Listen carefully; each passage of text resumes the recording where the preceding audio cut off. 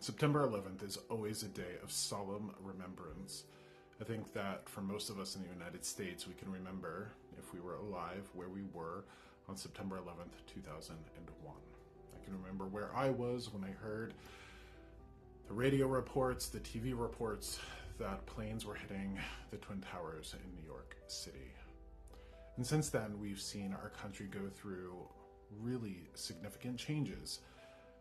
Every 9/11, I take a moment to remember what it means to be American, to live in a very complicated land, to live in a history of complicated atrocities, high ideals, tragedies that have happened to us and that we as a nation have done to others. The card that I pulled for today, after sitting down and wanting to talk about 9/11, was the High Priestess. Now, tarot is a little bit on the nose with the fact that we have the two towers in this card, the two pillars and the two towers. And we can look at this as, right and left and different polarities and all of that. But I think it's important that we don't get caught up in polarities and we don't get caught up in labels and we don't get caught up in the fact that that person might be a Democrat or a Republican or a leftist or a conservative or any of that.